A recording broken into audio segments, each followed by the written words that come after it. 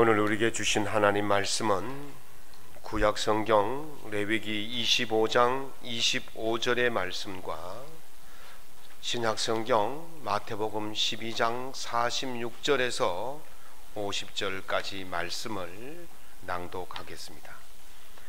구약성경 레위기 25장 25절의 말씀입니다. 구약성경 186면에 있습니다. 같이 봅니다. 만일 네 형제가 가난하여 그의 기업 중에서 얼마를 팔았으면 그에게 가까운 기업 물을 자가 와서 그의 형제가 판 것을 물을 것이요. 아멘. 마태복음 12장 46절에서 50절까지 말씀을 함께 낭독하겠습니다. 예수께서 무리에게 말씀하실 때에 그의 어머니와 동생들이 예수께 말하려고 밖에 섰더니 한 사람이 예수께 여짜오되 보소서 당신의 어머니와 동생들이 당신께 말하려고 밖에 서 있나이다 하니 말하던 사람에게 대답하여 이르시되 누가 내 어머니이며 내 동생들이냐 하시고 손을 내밀어 제자들을 가리켜 이르시되 나의 어머니와 나의 동생들을 보라. 누구든지 하늘에 계신 내 아버지의 뜻대로 하는 자가 내 형제요 자매요 어머니라 하시니라. 아멘. 오늘 본문의 말씀을 가지고 하나님의 가족 공동체라는 제목으로 주의 말씀의 은혜를 나누고자 합니다. 연상의 부인을 둔 어느 고고학자에게 친구가 이렇게 말했습니다. 자네는 결혼한 지 40년이 지났는데 결혼 생활이 지겹지 않은가? 그래 물었더니 이 고고학자가 이렇게 말합니다. 나야 평생 골동품을 모으는 재미로 살았는데 골동품은 시간이 지날수록 가치가 높아지잖아. 결혼 생활도 오래 하다 보면 아내의 가치가 높아져서 재미가 쏠쏠하다네. 그렇게 이야기했답니다. 우습지 않아요? 너무 썰렁한 건데 이 무슨 말인지 못 알아듣습니까? 할 수 없어요. 네. 가족의 행복은요, 가족 구성원 간의 그 공동체 구성원 간의 그 가치를 존중해 줄 때에 가족이 행복해질 수 있다. 그렇게 말합니다. 그런데 문제는 이 존중해 줘야 할 가족 구성원들이 사라지고 있다는 거예요. 통계청의 통계를 보니까 2022년 가구 수를 통계가 나왔는데 1인 가구의 수가 전체 가구의 수에 비해서 33.62%라고 발표를 했어요. 그러니까 세 가구 중 한 가구가 1인 가구라는 거예요. 이 비율이 점점점 높아진다는 것입니다. 다시 말씀드리면 가족이라는, 가정이라는 그 공동체가 점점 와해되어지고 있다라는 것을 이야기하고 있습니다. 이런 현상들은 이미 100년 전에 독일의 사회학자였던 페르디난트 텟니에스라는 교수가 공동사회, 이익사회라는 논문을 통해서 발표한 바가 있습니다. 공동사회라는 것은 독일어로 말하면 게마인샤프트라 그러는데 내 의지와 상관없이 내 의도로 되어 있지 않은 상태에서 결합된 공동체를 게마인샤프트, 공동사회라 그래요. 내 의지와 상관없이 결합된 공동체가 어떤 것이 있을까요? 가족이에요. 혈연입니다. 태어나니까 내가 아버지의 어머니의 자녀가 되어 있는 거예요. 내가 우리 김 장로님 집에 자녀로 태어나야지. 우리 믿음 좋은 박 장로님 집에 태어나야지. 우리 신앙 좋은 안 장로님 집에 태어나야지. 이렇게 정하고 태어나지 않았어요. 태어나고 나니까 내가 박 집사 딸이 되고 아들이 되어 있는 거예요. 이게 바로 의도하지 않은 내 의지가 없는 결합된 공동체를 공동사회다. 그렇게 말합니다. 또 한 사회는 이익사회가 있는데 이 이익사회는 독일 말로 하면 계절사포다라 그러는데, 이 말은 내가 의도해서 내가 의지로 결합된 공동체라는 거예요. 어떤 공동체가 있을까요? 학교, 직장, 동호회, 이런 것들이 바로 내 의지로 그렇게 만들어진 공동 이익 사회라는 것입니다. 근데 이 두 사회의 특징이 있다면 그것은 돌봄이 있다는 겁니다. 가족은 혈연으로 친밀성이 있어서 돌봐주는 것이고, 이익 사회는 상호의 이익이 되기 때문에 돌봐주는 거예요. 네가 우리 공동체 안에 있는 동안은 내가 너에게 책임지고 돌봐줄게, 이거잖아요. 네가 우리 공동체에 이익을 주는 한은 내가 너에게 월급을 주고 너 아이들에게 장학금을 주고 너의 집을 얻을 수 있도록 융자를 해주고, 그렇게 하는 것이 바로 이 직장 아니겠습니까? 그렇게 상호간에 이익이 되어지기 때문에 모이는 사회를 이익사회, 그리고 혈연이기 때문에 혈연으로 돌보는 사회, 공동사회라고 말하는 거죠. 그래서 이 두 사회는 이제까지는 서로 돌봄이 가능했던 그런 시절이었어요. 근데 혈연 사회가 약해지면 이 돌봄이 어느 쪽으로 몰려가느냐 하면 이익 사회로 몰려가게 되어 있습니다. 그래서 이익 사회가 이제 강화되어지는 것이죠. 그런데 이 이익 사회든 공동 사회든 속해 있으면 우리가 어느 정도의 돌봄은 받을 수가 있었습니다. 그런데 이제는요, 이 공동사회나 이익사회가 무너지고 있다는 거예요. 이게 본격적으로 시작되어진 것이 우리나라에서는 언제냐면 IMF 시절입니다. IMF가 닥쳐오니까 이익사회에 속해 있던 직장이나 이런 곳에 속해 있던 사람들이 퇴출을 당하잖아요. 영세업자들이 가게를 접잖아요. 기업들이 부도가 났잖아요. 그러면 이 사람들이 어디로 돌아가야 되냐면 그 공동사회로 돌아가야 되는데 돌아가지 못했어요. 그래서 어디로 갔습니까? 지하철역으로 가고 광장으로 가고. 우리가 IMF 전까지만 해도 노숙자란 말을 거의 쓰지 않았어요. 몰랐어요. 근데 IMF 이후에 노숙자라는 말이 생기게 된 겁니다. 그리고 많은 사람들이 자살하게 되었죠. 이익사회가 돌보지 못하면 공동사회가 돌봐야 되는데 공동사회가 돌보지 못하게 되어진 것입니다. 다시 말씀드리면 공동사회와 이익사회라는 이 사회의 기본 구조가 무너져 내리고 있다는 거예요. 그래서 독일의 티빙겐 대학의 사회학 교수였던 프리드리히 탐브룩이라는 교수는요, 이런 말을 했어요. 사회 전체를 이루는 구조가 해체되면 그 아래 단계에 있는 구조의 자립성이 강해진다 그랬어요. 사회의 기본 구조의 아래에 있는 구조가 누구겠어요? 개인이에요. 개인의 독립성이, 자율성이, 자립성이 강해진다는 거예요. 누구도 나를 돌볼 수 있는 사람이 없으니까 스스로 어떻게 돼요? 스스로 살아야 되니까 자립성이 강해질 수밖에 없다는 거예요. 그래서 현대사회를 나노사회다 그렇게 말합니다. 나노란 말은요, 1m를 10억 개로 쪼개놓은 것을 말해요. 감이 잘 안 오시죠? 여러분 머리카락의 굵기가 얼마나 될 것 같습니까? 0.1mm에서 2mm. 제가 젊은 시절에는 0.2mm 정도 되는 정말 뻣뻣한 그런 머리카락이었는데 이제 나이가 드니까요 0.1mm로 줄어들었어요. 보들보들해졌어요. 그런데 0.1mm를 얼마나 쪼개느냐 하면 10만 개로 쪼개는 거예요. 0.1mm도 잘 안 보이는데 0.1mm를 10만 개로 쪼개면 그게 보이겠습니까? 더 이상 쪼갤 수 없는 것을 나노라 그렇게 말하는데, 사람의 이 집단을 쪼갠다고 생각하면 몇 명까지 쪼갤 수 있겠습니까? 최하 단위가 한 명이죠. 그러니까 더 이상 사람의 집단을 나눌 수 없는 개인 사회가 되었다.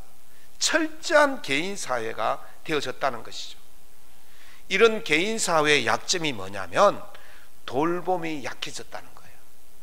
내 혼자서 누구를 돌본다는 거 힘듭니다. 또 이 사회가 한 사람을 돌본다는 것이 쉬운 것 같지만 그것도 쉽지 않은 사회가 되었어요.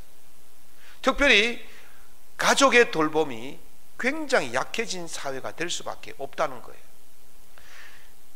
이제 우리 자꾸 딸 이야기를 해서 미안합니다만 시집을 갔잖아요. 결혼을 했잖아요. 저 아이들에게요, 우리 노후를 책임져 달라고 말하지 않습니다. 너희들끼리나 잘 먹고 잘 살아라 그러는 거예요. 저 아이들도 이제 부모를 노후를 책임져야 되겠다 그 생각을 꿈에도 안 할 거예요.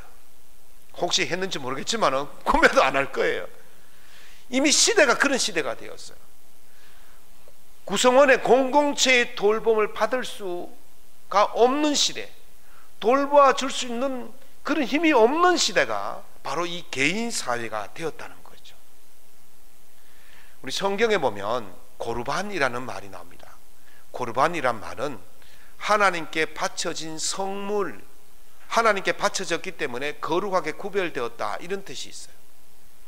예를 들면요, 레위기 27장 9절에서 10절에 사람이 서원하는 예물로 여호와께 드리는 것이 가축이면 여호와께 드릴 때는 다 거룩하니 그것을 변경하여 우열간 바꾸지 못할 것이요 혹 가축으로 가축을 바꾸면 둘 다 거룩할 것이요 그랬어요. 저희 집에요 소가 여러 마리가 있어요. 예를 들어서 말하는 겁니다. 또 우리 목사님 또 소부장가 생각하지 마는데 소가 여러 마리가 있는데 그 중에서 제일 잘생기고 튼튼한 소를 하나님께 드려야 되겠다 그렇게 지명해서 작정을 했어요. 그리고 소를 바치는 날 소를 끌고 가려고 봤더니만 그놈의 소가 너무 아까운 거예요. 너무 잘생긴 거예요. 그래서 그보다 못한 다른 소를 끌고 제사장에 가서 드렸어요. 그러면 어떻게 되느냐 하면요, 이미 작정한 그 소는 하나님께 거룩하게 구별되었기 때문에 그 소도 드려야 되고 두 번째로 끌고 간 그 소도 드려야 된다는 거예요. 바꾸지 못한다는 거예요. 그래서 작정을 잘하는 서원을 함부로 하지 말라는 거예요. 그런데요, 이제 신약에 와서는 사람들이 이것을 악용하는 거예요. 이제 신약에 와서 젊은 사람들이 부모님을 돌봐야 되는데 그게 아깝거든요. 그래서 고르반 이렇게 외쳐버립니다. 부모님께 드려야 할 것을 하나님께 드렸다 이러면 더 이상 부모님께 안 드려도 되는 거거든요. 그렇게 외쳐버립니다. 그리고 나서 부모님께도 안 드리고 하나님께도 안 드리는 거예요. 이만큼 살기가 팍팍해졌다는 거예요. 현대 사회가 그래요. 돌봐줄 수 있는 여력이 안 생기는 것입니다. 그래서 가족의 돌봄을 받기가 힘들어진, 가정의 돌봄을 받기 힘들어진 그런 사회가 된 것입니다. 이제는 혈육이라고 해서 믿을 게 못 돼요. 자식 대학 보낼 때까지, 결혼할 때까지 비용이 얼마나 들겠습니까? 아마 수억이 들었을 거예요. 그 안 주고 우리 그냥 둘 내만 잘 살았으면요 얼마나 잘 먹고 잘 살았겠습니까? 엄청나게 투자를 했는데 돌아오는 건요 아무것도 없어요. 이제는 그렇게 가족의 돌봄을 받을 수 있는 시대가 아니라는 거예요. 약화되었다는 거예요. 그래서 그 돌봄의 역할을 누가 해야 되냐면 국가로 떠넘기잖아요. 그래서 복지가 확장되어지는 겁니다. 그런데 이 복지를요 얼마만큼 해야 되겠습니까? 얼마만큼 해야 모든 사람을 제대로 다 돌볼 수 있겠습니까? 우리나라의 복지 예산이요 모든 것에 비해서 최고로 많습니다. 거의 한 30% 가까이 복지 예산입니다. 어마어마한 돈이 투자되고 있어요. 그런데도 여전히 사각지대가 있고 그럼에도 불구하고 여전히 고달픈 사람들이 있다는 거예요. 해결이 안 되는 거예요. 그래서 옛말에 뭐가 있습니까? 가난 구제는 나라도 못한다 이런 말이 있지 않습니까? 얼마나 많이 쏟아부어야 이것이 해결되겠습니까? 국가도 해결할 수 없는 것이 바로 이 돌봄이라는 사실입니다. 가족이 돌봄을 다 할 수가 없어요.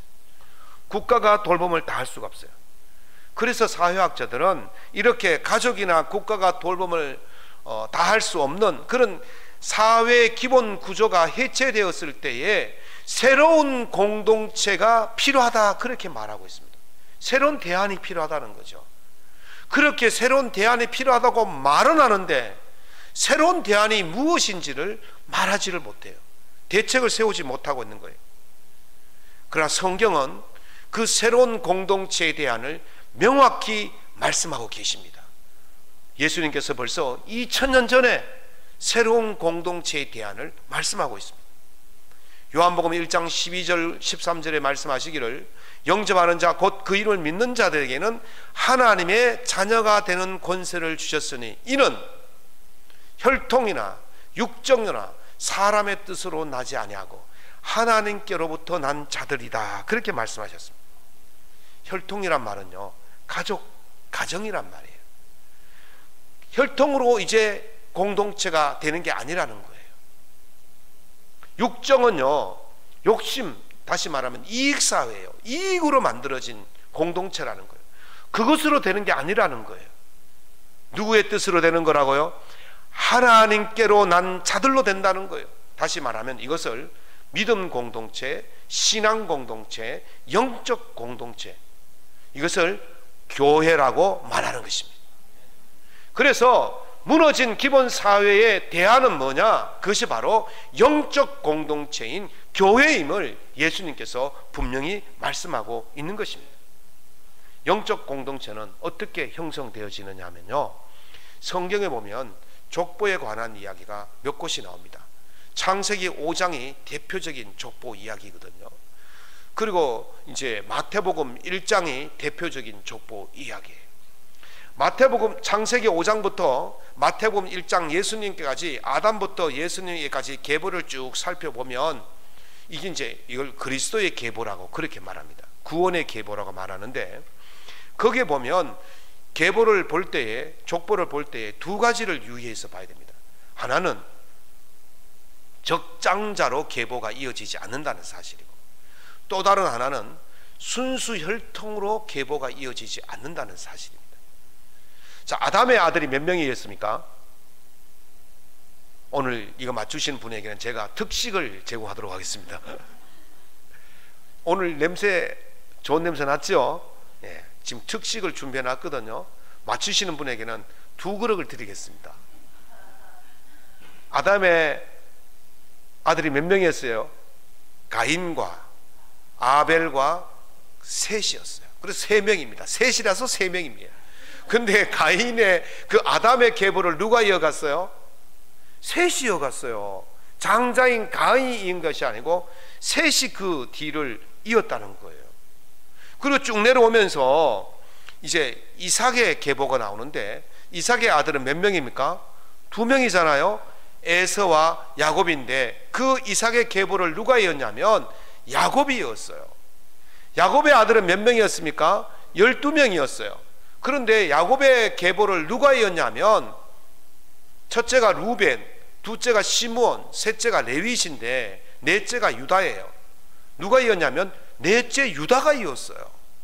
첫째 시므온, 첫째 루벤, 둘째 시므온, 셋째 레위, 아니 다 이었지 못하고 그것을 유다가 이었다는 거예요. 그 다음에 쭉 오면 그 이새의 아들이 8명이 있었어요. 그 다윗이 몇째냐면 8째였어요. 막내였어요.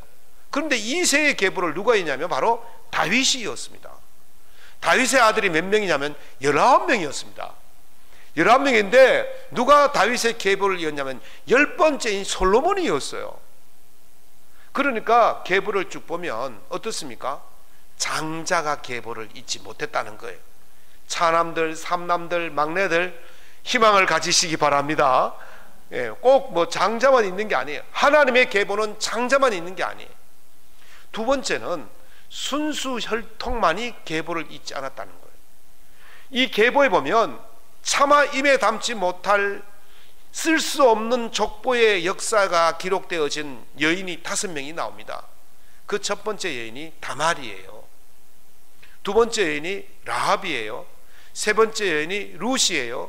네 번째 여인이 바세바예요. 다섯 번째 여인이 마리아예요. 그런데 이 여인을 지금 제가 여기서 차마 말 못하는데 사회적으로 비난받고 이방 여인이고 순수 혈통이 아니었어요. 그런데요, 이 순수 혈통이 아닌 이 여인들로 통해서 계보가, 그리스도의 계보가 이어진 거예요. 순수 혈통이 아니라는 것, 장자가 아니라는 것은요, 그 당시에 사회적으로 굉장히 주변 인물이고 비난받는 그런 인물이에요. 순수 혈통이 아닌 것이 얼마나 치명적인가 하면요, 1935년 9월에 히틀러 독일 나치당이 법안을 하나 발표를 했어요. 니렌베르크라는 법안을 발표했는데, 그 법안에는 두 가지 법이 있어요. 하나는 제국시민권법이었어요. 제국시민권법이 무슨 뜻이냐면, 독일인 또는 순수 혈통만이 독일 시민이 될 수 있다, 그렇게 말했어요. 그 법을 통해서 독일 혈통을 가진 사람, 이 아리안 혈통이거든요, 이 독일 혈통을 가진 사람과 아닌 사람으로 구분을 했어요. 그래서 독일 혈통을 가진 사람은 독일 시민이라고 말하고, 독일 혈통을 가지지 않은 사람은 독일 시민이 못 되는 거예요. 모든 것에서 차별을 받는 것이죠. 그래서 그 일로 인해서 독일 혈통과 유대인 혈통이 완전히 구별되어집니다.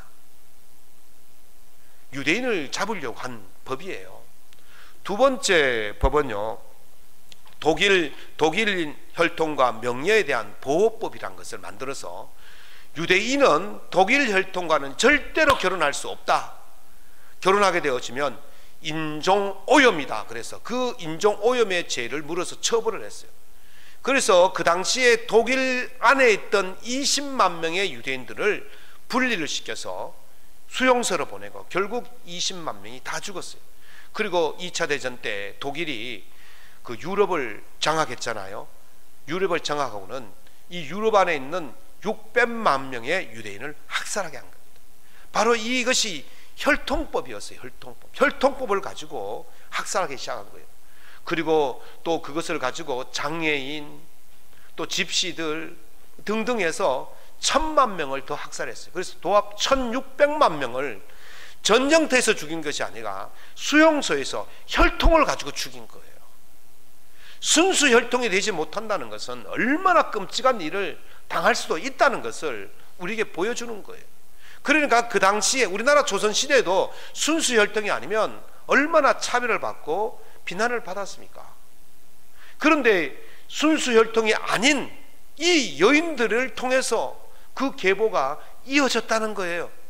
무슨 말입니까? 하나님은 장자를 통해서 있는 것이 아니라는 거예요. 하나님은 혈통을 통해서 있는 것이 아니라는 것입니다.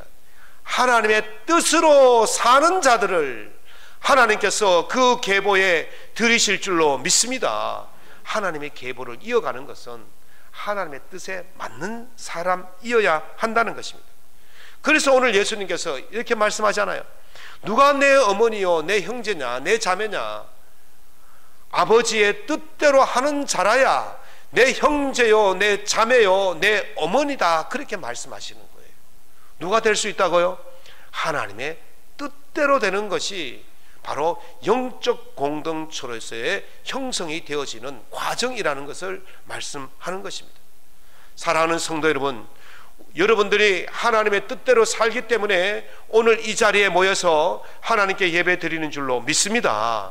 그러므로 여러분을 통해서 하나님의 영적 계보가 이어질 것이고, 여러분을 통해서 우리가 영적 공동체로서의 서로 살게 될 줄로 믿습니다.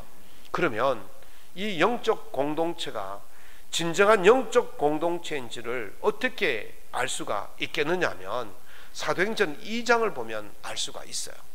사도행전 2장을 보면 초대교회의 공동체 모습을 나오는데 세 가지 모습이 나타납니다. 첫 번째는 나눔을 잘 했다는 거예요. 필요를 따라서 나누어 줬다는 거예요.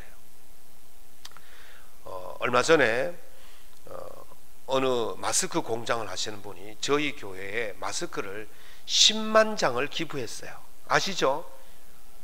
예, 만 장도 아니고 1000장도 아니고 10만 장을 기부했어요.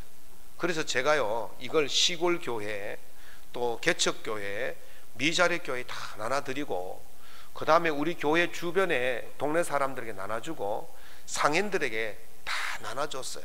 그랬더니만 저만 보면 인사를 얼마나 잘하는지 몰라요. 그걸 한 번은 모 식당에 갔더니 그 식당 주인이 교회 안 다니시는 분인데 저보고 그래요. 목사님, 필요한 것 있으면 교회에 가면 되지요, 이러는 거예요. 교회 오면 된다. 교회 오면 모든 것이 해결된다. 가끔 교회 가겠습니다 그랬는데 아직도 안 오시고 계세요. 아직 필요한 게 없는 모양이에요. 교회가요, 사람들의 필요를 채워줄 수 있는 곳이 될 때에 그게 바로 하나님의 뜻대로 사는 공동체입니다. 사회가 기본적인 구조가 무너지면 사람들이 어디서 돌봄을 받아야 됩니까? 교회를 통해 돌봄을 받아야 될 줄로 믿습니다. 그래서 교회가 무너진 사회 구조 공동체의 대안이 될 수가 있는 거예요. 두 번째는요, 예배가 회복되는 공동체. 사람들이 모여서 하나님을 찬미하고 기도하고 그것을 열심히 했다는 거예요. 우리 코로나 이후에 공동체가, 교회 공동체가 코로나 때문에 많이 위축이 되었는데 다행히 우리 교회는 코로나 끝나고 나서 날마다 부흥하는 줄로 믿습니다. 저희 교회는 할 수만 있으면 저는 본당문을 열어놓습니다. 아주 제가 며칠씩 이렇게 출장이나 세미나나 가지 않으면 항상 낮에는 문을 열어놓습니다. 한 번은요, 저녁에 제가 있는데 본당에서 막 울음소리가 들리는 거예요. 무슨 일인가 싶어서 살며시 봤더니만 한 30대 된 여자분이 뒤에서 앉아서 막 통곡을 하는 거예요. 그래서 제가 가만히 이제 돌아와서 통곡이 끝날 때까지 기다렸어요. 통곡이 끝난 뒤에 살짝 나가봤더니 이제 눈물을 닦고 이제 일어서는 거예요. 그래서 제가 다가가니까 제가 이 교회 목사입니다. 그래요. 아이고 목사님 잘 만났습니다. 제 이야기 좀 들어보십시오. 그러면서 1시간 동안요 자기 하소연 다 하는 거예요. 그래서 제가요 한마디도 안 했어요. 다 듣고. 그러고 나서 이분이 그래요. 가면서 목사님에게 말 다 하고 가니까 답을 얻었습니다. 속이 시원합니다. 이러면서 가시는 거예요. 제가 한마디도 안 했거든요. 근데 막 속이 시원하다고 답을 얻었다고 가는 거예요. 저는요 교회가 그렇게 해야 된다는 생각이에요. 어떤 형식을 가지고 예배를 드려야 답을 얻는 것이 아니라 이곳에 들어오기만 해도 하나님을 만날 수 있는 통로로 만들어주는 것, 그것이 바로 예배가 회복되는 것이 아니겠습니까? 하나님을 만나는 것이 예배가 아니겠습니까? 그것을 통해서 그 삶의 회복이 되어지는 것, 저는 그렇게 되어야 된다고 봅니다. 세상에서는 위로받을 수 없고 세상에 찌달리고 찌들고 눌리고 그러던 사람들이 교회에 와서 엎드려만 있어도 하나님을 만나고 회복되어지고 돌아가는 것, 그것이 바로 교회가 그들을 돌보는 한 방법이라는 것이죠. 세 번째는 친교의 회복입니다. 저는 우리 교회에 처음 등록하시는 분에게 그렇게 말합니다. 예배 한 번만 잘 들으십시오. 그리고 예배 드리고 나서 밥을 맛있게 먹고 가십시오. 그렇게 말합니다. 다른 건 할 거 없어요. 무엇을 해야 된다는 부담감을 가질 필요 없어요. 예배 하나님께 집중해서 잘 드리고 식사를 통해서 친교하고, 그러므로 해서 세상에서 눌리고 찌들고 어려웠던 그 모든 것들을 이곳에서 다 내려놓고 회복되고 돌아가는 것, 그것이 바로 교회가 해야 될 일이라는 것입니다. 그것이 바로 돌봄이라는 것입니다. 사회는 기본 구조가 무너져서 의지할 곳 없는 그 사람들의 대안은 교회밖에 없는 줄로 믿습니다. 그들이 위로받고 그들이 소망을 가지고 그들이 새로운 삶을 살 수 있도록 돌봐줄 수 있는 것은 교회밖에 없는 줄로 믿습니다. 우리가 예수 그리스도의 이름으로 하나님의 뜻으로 그들을 돌봐줄 때에 그들도 살고 우리도 살아가는 놀라운 일들이 일어나게 될 줄로 믿습니다. 교회는요 지옥이 될 수도 있고 천국이 될 수도 있습니다. 그건 누가 만드느냐? 여러분들이 만드는 거예요. 저와 여러분들이 교회를 지옥으로 만들 수도 있고 천국으로 만들 수 있는 거예요. 우리의 사명은 교회를 지옥으로 만드는 것이 아니라 교회를 천국의 맛보기로 보여주는 것입니다. 마트 가가지고 시식하시죠? 시식하죠? 요만큼 주잖아요. 왜 줍니까? 맛보고 사라는 거예요. 교회에 들어와서요 지옥을 맛보면 안 되잖아요. 무엇을 맛봐야 됩니까? 천국을 맛봐야 될 줄로 믿습니다. 천국을 맛보게 해주는 그 방법이 바로 사회가 해주지 못하는 그 돌봄, 영적인 돌봄, 그 돌봄을 해줄 때에 그것이 바로 천국을 보여주는 것이 되는 것입니다. 그렇게 살았던 초대교회가 어떻게 되었습니까? 사람들에게 칭송을 받고 하나님께서 그 공동체를 부흥시켜 주신 줄로 믿습니다. 사랑하는 성도 여러분, 우리의 이웃들이 의지할 곳이 없을 때에 우리 공동체, 영적 믿음 신앙의 공동체가 그들을 돌봐주는 대안이 되어서 천국을 보여주고 천국 삶을 살 수 있도록 이끌어주고 우리 또한 천국의 삶을 누릴 수 있기를 예수님 이름으로 축원합니다.